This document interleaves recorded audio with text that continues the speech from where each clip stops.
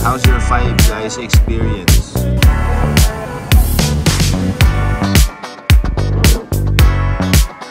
Hello mga ka-eats, kami ang Eatsplorations, Daddy Mark, Mommy Bianca, Ate Bini, Sadie at Sage. Isang pamilyang mahilig mag-eat and explore dito sa Pilipinas at sa ibang bansa.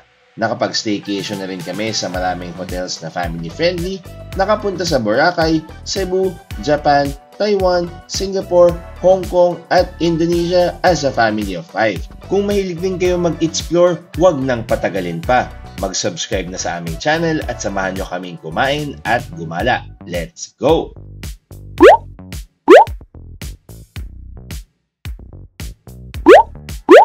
Hello mga ka-eats! Welcome na naman sa bagong vlog namin as Eatsplorations.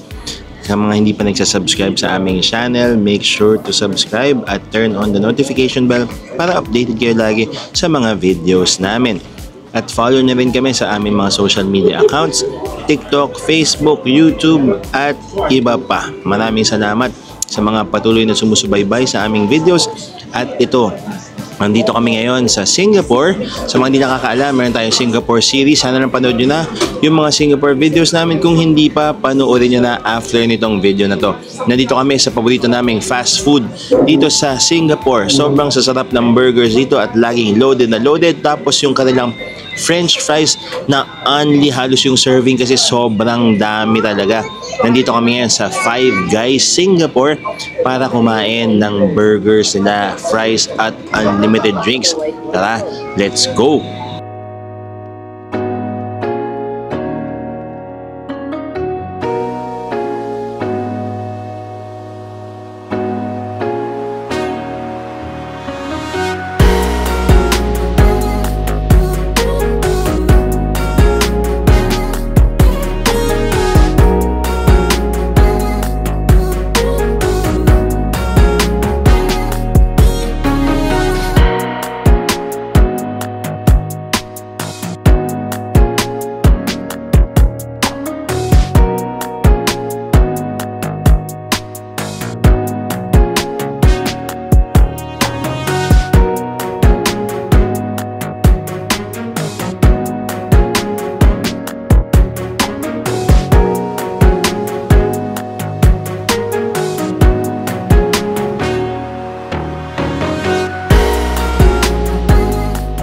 Ito yung little cheeseburger nila. Parang regular cheeseburger lang siya, no? Pag sa normal na tao. Pero little siya kasi mas maliit nga naman. Hindi ko lang alam kung yung little meron ding toppings. Pero parang lahat ata ng burgers dito at sandwiches, pwede nyong palagyan ng only toppings, only sauces. Kayo nang bahala. So ito yung kanilang little cheeseburger. Hindi ko nagkakamali. Titingnan natin yung presyo dito. Ito ay... walang presyo. Nasaan yung presyo nito? Ay, wala. Basta, mga ilang dollars siya. Wala pa namang $20. Tapos ito yung normal cheeseburger nila na in-order ko para kay Bianca. Punong-puno rin ng toppings. Pwede palagyan ng bacon, ng mushroom. Ay, hindi pala bacon. Mushroom, sauces, bell pepper, mga ganon, jalapeno at iba pa. Ito, nag-order ako ng bacon cheeseburger. May bacon. Tapos, grabe yung patty. Ang laki. Tapos tomato, sauces at iba pa. Meron din itong kasamang $2 hotdog for the upgrade. Okay. Tapos ito yung napakaraming french fries. 2 large fries ang equivalent nito. Grabe, nalaglag na. Ayan. Titingnan natin kung mauubos natin siya dito sa Five Guys. Sobrang sarap ng fries dito mga ka-eats at kanilang burgers. Kung hindi pa na-try, kapag nag-Singapore kayo, subukan nyo na agad dito sa Plaza Singapura. Sasubukan ko na yung aking bacon cheeseburger. Grabe, tingnan natin.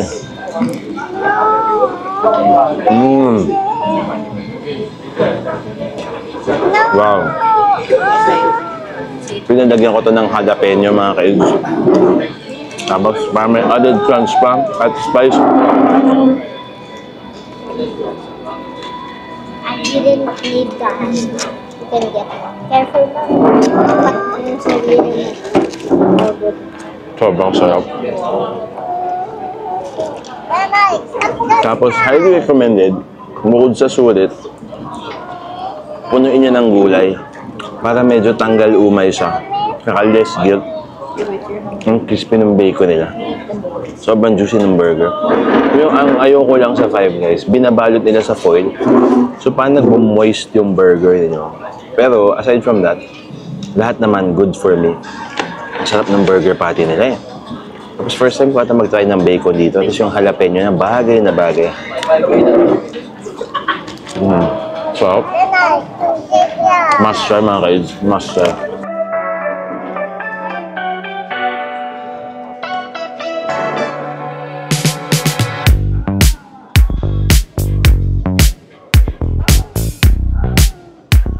Walang exaggeration mga ka-eats. Sobrang sarap ng fries sila. At ang maganda dito, very generous sila sa serving ito.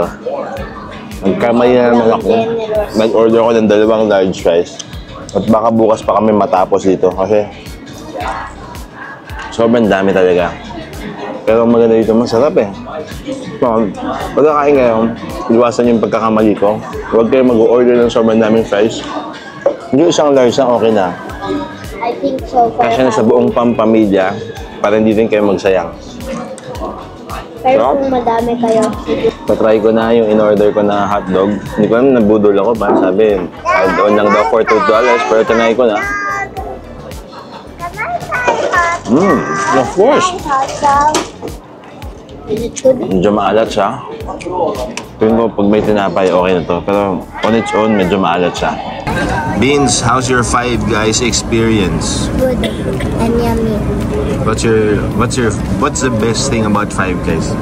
Their burgers and fries. And the unlimited drinks. How about Mommy Bianca? What's the best thing about Five Guys? Nakakabusog yung burger. Yung in-order kasi 2 patties siya. So, sulit na sulit ang 2 patties kasi busog na talaga. So, syempre yung loaded talaga yung fries niya. Ang dami ng french fries. What's the best thing about Five Guys? You like the burgers? Yeah, especially I like the hot dog and I like the french fries. How about you? French fries. You like it? And the burger. The burger.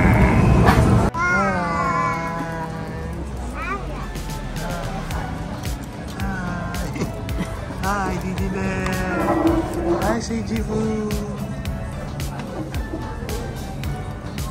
Mga ka-eats, nahanap na namin yung resibo at ready na ba kayo sa aming bill reveal. Nagdadagdag pa kami. Isang cheeseburger, 18.50 Singapore dollars. Bacon cheeseburger, 22.5 or $22.50 plus extra hotdog. Di ba nabudol ako, nagpa-extra hotdog pa ako. Pero, ang difference pala nila kapag regular, tapos little, yung little single patty lang, yung regular double patty. Yun, parang medyo napalunok ako na kinain ko yung double patty. Yung, tapos nag-order kami ng 2 little cheeseburger, pero dinagdagan pa namin ng isa kasi ayaw pala maghati ng kambal. Kaya naging 3 na siya. $16.50 yun. Sorry, excuse me. Isang large fry na 15 per 2 yung in-order ko. Nagkamali ako. Huwag niyong gagawin yun. Isang large lang ang orderin ninyo kung 5 kayo na may bata. Or 4. Or 4. Bali, $30 total. $6.20 naman yung kanilang soda. Pero refillable siya mga ka-eats. At pwede rin mag-iced tea o juice. Tapos, nag-isang bottled water ako na Evian na tumataginting na 4.60 Singapore dollars. Ang total natin is $129.70 plus $16.50. 146.20 ang galing ng calculator natin. Si Mami Bianca, in pesos, 6,495.58 pesos lang naman yung ating burger lunch. Para tayo nag-steak sa mamo nito, ha. Wow. Pero, to justify our splurgeness, ang dami naman yung fries niya, ma-happy yung kids, syempre yung importante, malaki yung burger, masarap, freshly made talaga, refillable yung drinks, only halos yung fries. At nasa Singapore kayo, kaya mahal siya. Yun mga ka-eats. So, kung kayo ay naghahanap ng makakainan na burger joint na legit, best burgers, best fries, only drinks and everything, make sure to check out Five Guys. Dito sa Singapore, sa Plaza Singapore. Hindi ko alam kung nasan pa ibang mga branches sila. Pero, meron silang branch dito sa Plaza Singapore. Sure ako magugustuhan ninyo kung mahilig kayo mag-burgers. Yun lang mga ka-eats. So, kung kayo ay mahilig sa mga Singapore stuff videos, panoorin nyo yung mga series namin, itong series namin sa Singapore. Make sure to like, comment, and subscribe to our channel. Tapos itap niyo yung notification bell para updated kayo sa mga future uploads namin sa Singapore, sa iba pa, at mga iba pa naming adventures. Maraming salamat sa panonood mga ka-eats. Until next time, bye-bye! Here, it's very big.